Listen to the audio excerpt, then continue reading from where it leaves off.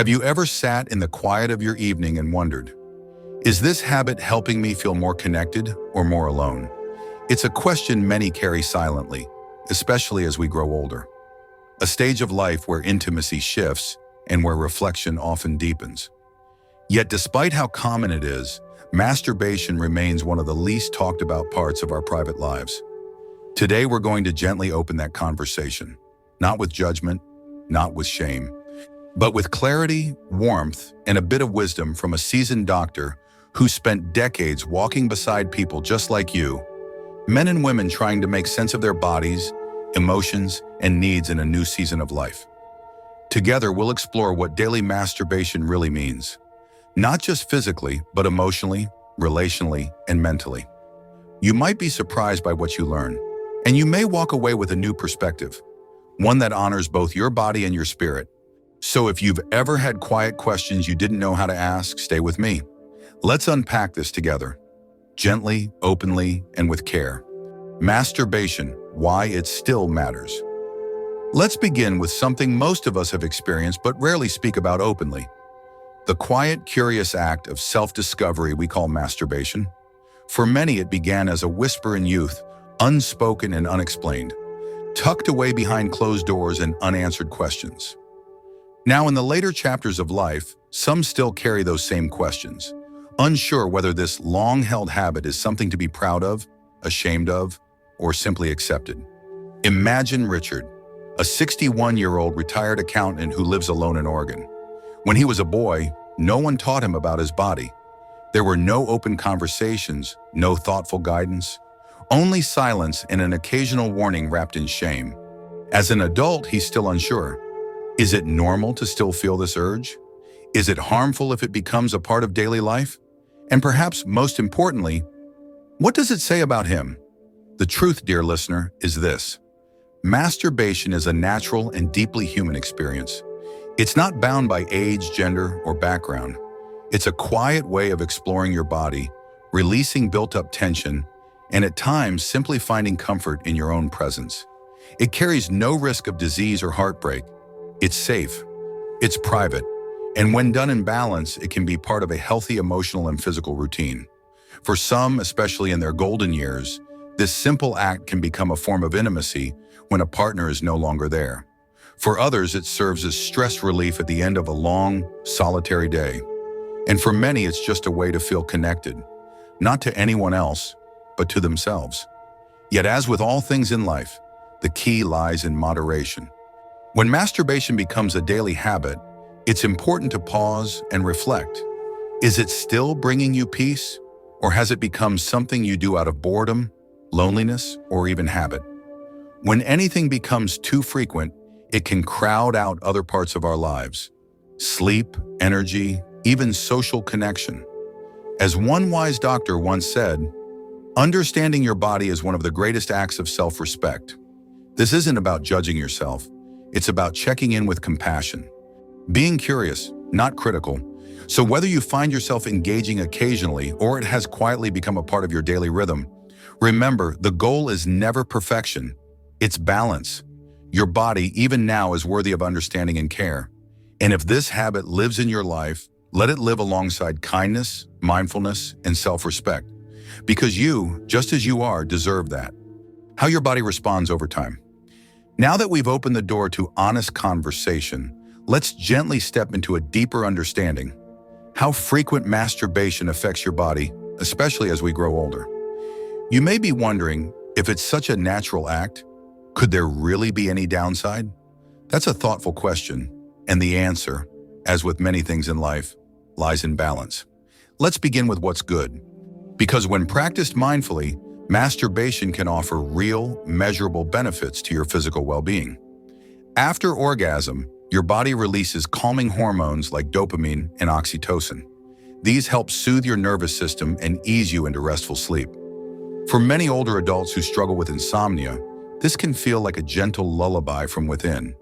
It's also a natural stress reliever. When the body is overwhelmed by loneliness, tension, or even the quiet ache of the day, this small act of release can melt that heaviness away, if only for a while. For men, the benefits go even deeper.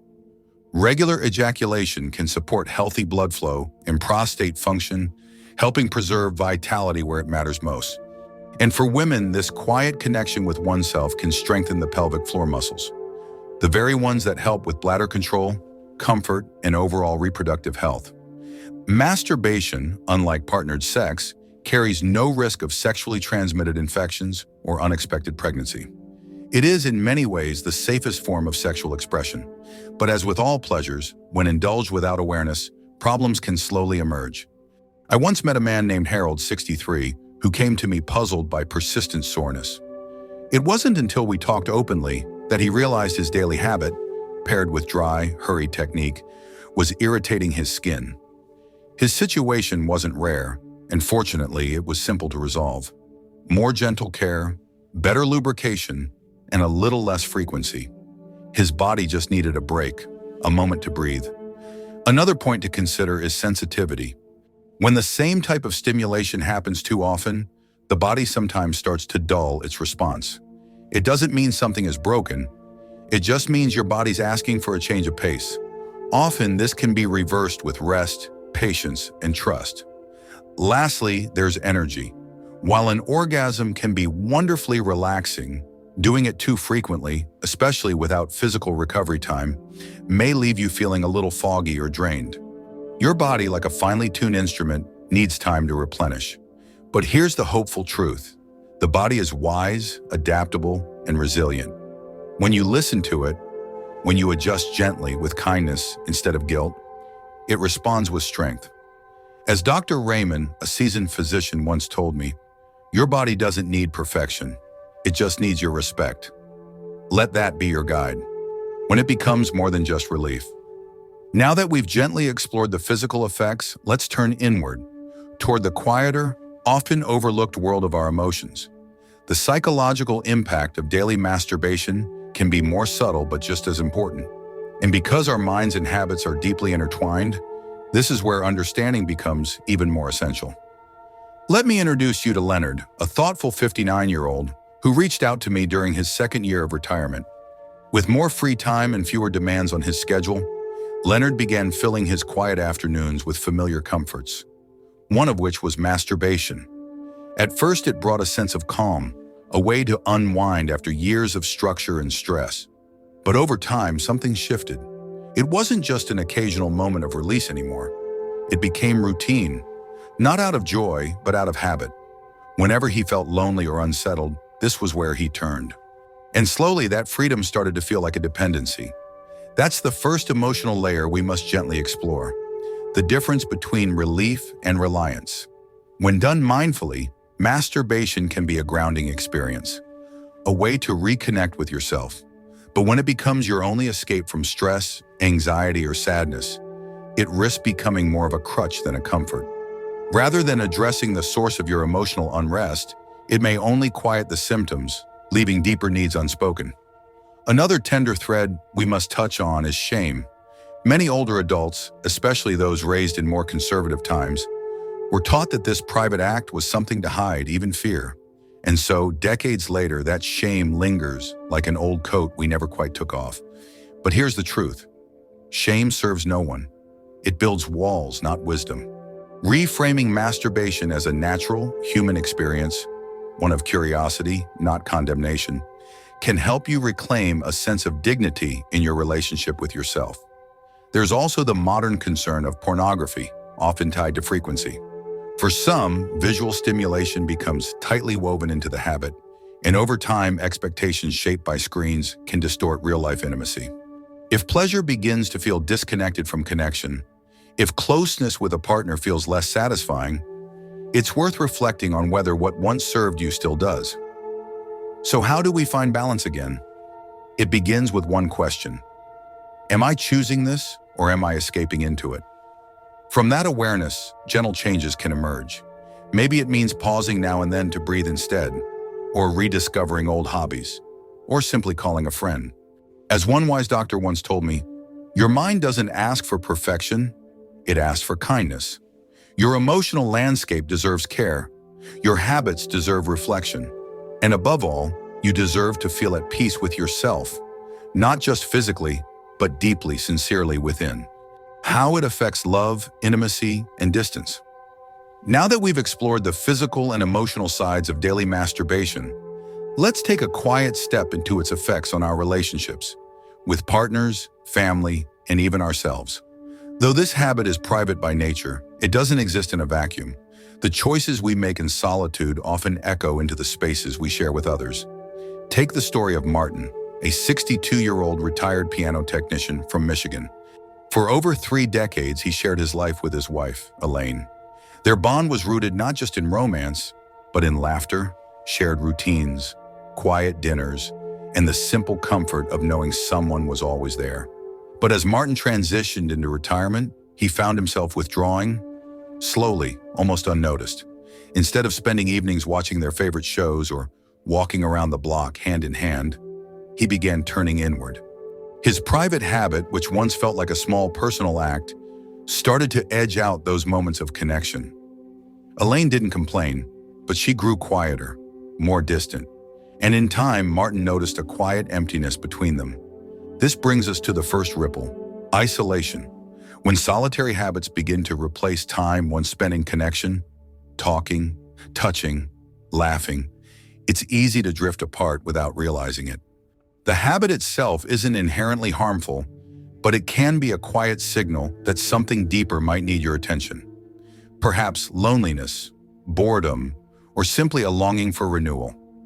Next, we must talk about intimacy. True intimacy isn't just about the physical, it's emotional. It's about feeling seen, valued, and chosen. When masturbation becomes a substitute for connection in a relationship, it can leave a partner feeling sidelined, even if unintentionally. Over time, this can erode the trust and closeness that took years to build. And then there's communication. In long-standing relationships, especially those formed in quieter generations, talking openly about sexual habits can feel awkward or taboo. But silence leaves room for misunderstanding. A partner may begin to feel insecure, unsure of what's changed, and without gentle conversation, walls can rise where there should be warmth. So what's the path forward? If you're in a relationship, try opening the door to honesty, not with guilt or blame, but with curiosity and tenderness. Share your thoughts, listen deeply, and together rediscover what intimacy means at this stage of life. Even small gestures, like planning time together or simply sitting side by side with no agenda, can create space for reconnection. And if you're single, ask yourself, is this habit helping you feel more connected to yourself, or is it pulling you away from the world? Could some of that energy go toward rebuilding friendships, joining a group, or picking up an old passion? As a wise doctor once said, relationships don't need perfection, they need presence. If you've noticed yourself pulling away, you haven't failed. You're human, and with a little grace, you can always begin again, knowing when a private habit takes over. Now that we've reflected on how daily masturbation can touch our relationships and emotional lives, it's time to talk about something equally important: how to recognize when a once harmless habit begins to quietly take more than it gives. Like so many aspects of life, the key lies not in judgment, but in gentle awareness. Sometimes the signs are subtle at first. Other times, they speak a little louder. Let me tell you about Charles, a 58-year-old former music teacher living in Arizona. After retiring early, Charles found his days wide open, something he once longed for. But as the months passed, he noticed something unsettling. The things that used to bring him joy, tinkering with old vinyl records, attending neighborhood gatherings, volunteering at the local library, slowly faded into the background. His private routine began to fill more and more of his time. What started as a quiet indulgence became a pattern that quietly edged out the rest of his life. He wasn't sure how it happened. He just knew something felt off. This brings us to the first sign that your habit may be drifting out of balance, when it starts interfering with your daily responsibilities. If you're missing appointments, skipping meals, or losing the drive to engage with others because of it, take a moment to ask yourself, is this helping me or holding me back? Healthy habits are meant to support your life, not sideline it. Another sign is when you find yourself prioritizing this private behavior over people and passions that once mattered deeply to you. Maybe you're turning down invitations, skipping your morning walks, or passing up chances to connect with loved ones. It may not seem like much at first, but over time, these small choices create distance from others and from yourself. And then there's that difficult feeling of being stuck. If you've ever told yourself, "Tomorrow I'll cut back," but found yourself repeating the same cycle, it might be time to pause. A sense of loss of control doesn't mean you're weak. It simply means something in you is asking to be seen, heard, and healed. Finally, we must talk about the emotional weight. If this habit leaves you feeling ashamed, anxious, or unworthy, please know you're not alone. These feelings are not a reflection of your value. They're a gentle nudge from within, urging you to restore your balance. The beautiful truth is this: recognizing these signs is not a failure. It's an act of strength. It's a whisper of courage that says, you deserve better. More joy, more connection, more peace. If any of this feels familiar, consider speaking with a therapist, a doctor, or someone you trust. Not because you're broken, but because you're worth the care. As one wise doctor once told me, when you feel out of tune, it's your heart asking you to play a different melody, and it's never too late to listen. A doctor's view on balance and self-care.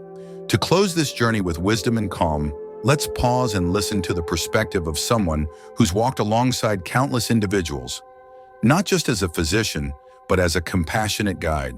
Dr. Howard Ellis, now in his late 60s, has spent over 4 decades helping patients understand their bodies, their habits, and most importantly, themselves. When it comes to masturbation, his message is refreshingly simple and reassuring. It's not the act, it's the context that matters. Dr. Ellis often compares it to enjoying a slice of your favorite dessert. A small piece now and then can be comforting, joyful, even good for the spirit. But if you eat the whole cake every day, your body eventually tells you it's too much. Balance, he says, is what turns pleasure into nourishment. One of the first things he tries to clear up are the myths, especially the ones older adults still carry. Some believe that daily masturbation might drain their energy, dull their mind, or shorten their life. Dr. Ellis gently shakes his head and says, your body is smarter and more adaptable than you give it credit for. What depletes you isn't the act itself, but imbalance, guilt, or disconnection. He also pays close attention to how often masturbation becomes intertwined with excessive pornography use. That, he warns, is where many people begin to drift into dissatisfaction. When images become more stimulating than real connection, and when expectations are shaped by fantasy rather than truth, intimacy can feel hollow. If you find yourself relying more on what's on the screen than what's in your heart, he says, it might be time to take a step back and ask, what am I really looking for? Dr. Ellis encourages breaks not as punishment, but as restoration. When someone tells him they've lost sensitivity or that nothing feels as good as it once did, his advice is simple: rest. Even your senses need a sabbatical now and then. Give them room to wake up again. At the heart of it all, he asks his patients to reflect, not from shame, but from curiosity. Does this habit make your life feel more full or more empty? If it adds comfort, connection, and peace, it's likely serving you well. But if it feels like an escape or a source of guilt, there's no shame in reaching out or making a change.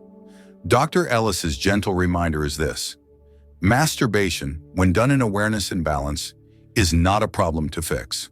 It's a part of self-care, just one piece of the much larger, beautiful mosaic that is your well-being. Finding your rhythm, balance, and self-respect. After hearing from a seasoned expert, let's now turn inward, toward your own daily life, your rhythms, and your well-being. Because at the heart of all this is a simple question: how do I create a life where my habits support me, not weigh me down? Masturbation, like any personal ritual, isn't inherently good or bad. Its impact depends on how it fits into the rest of your life, whether it lifts you up or quietly takes more than it gives. Let me share with you the story of Henry, a warm-hearted man in his late 60s living in a quiet town in Oregon. For years, Henry had fallen into a routine. Evenings became predictable: dinner, television, and then a private moment he had come to rely on. It wasn't shameful, but it also wasn't joyful. He found himself feeling emotionally flat and physically unmotivated. Then one day he decided he didn't want to erase the habit. He just wanted to take up less space, so the rest of his life could breathe again. His first step was gentle awareness. Henry began keeping track, not with judgment, but with curiosity. He noticed when the urge was strongest, what emotions triggered it, and how he felt afterward. Slowly he set soft limits, not as punishment, but as a way to make space for other joys. Next came exploration. He dusted off his old guitar, joined a small woodworking group at the local community center, and started morning walks under the maple trees near his house. These weren't distractions, they were rediscoveries. And to his surprise, they brought a deeper satisfaction than the solitary routine ever had. One of the biggest shifts for Henry came when he began nurturing relationships again. He invited an old friend for coffee. He began calling his daughter every Sunday evening. And with his wife, he initiated small acts of affection, holding hands during their walks, cooking together, sharing stories from years past. These little sparks rekindled something real, something shared, something human. Henry also took the time to learn, not just about sexual health, but about mindfulness. He read that taking short breaks from masturbation could restore sensitivity and deepen pleasure, so he tried it, and it worked. Not as a rigid rule, but as a gift he gave himself, a way to reconnect, both with his body and his heart. The message here is simple. Balance isn't about giving something up. It's about making room. Room for joy, for connection, for variety, for life. Like Henry, you don't need to change everything overnight. Just take one small step toward harmony. As Dr. Ellis likes to say, when your habits begin to reflect your values, that's when life becomes truly fulfilling. Thank you for walking through this delicate yet important conversation with me today. It takes courage to reflect on habits that often live in silence, and even more to ask what they truly mean for your well-being. We've seen that masturbation, when embraced with self-awareness and care, can be a natural part of your emotional and physical health. But we've also explored how even gentle habits, when left unchecked, can grow larger than intended, sometimes filling spaces that are better served by connection, movement, or stillness. If you find yourself pausing today to reflect, that's a sign of strength. Whether it's setting healthier limits, rediscovering old passions, or reaching out to someone you trust, every step toward balance is a step toward freedom. So tell me, what spoke to you most? Feel free to comment below with just, "That's me," if something resonated. And if you'd like to continue this journey of mindful living, wisdom, and quiet strength, I invite you to subscribe. Not out of pressure, but as a gentle way to stay connected. Take care of your heart, your body, and the habits that shape your days. And in the next video, we'll continue exploring the small things that make a life feel full. Until then, stay well and stay curious.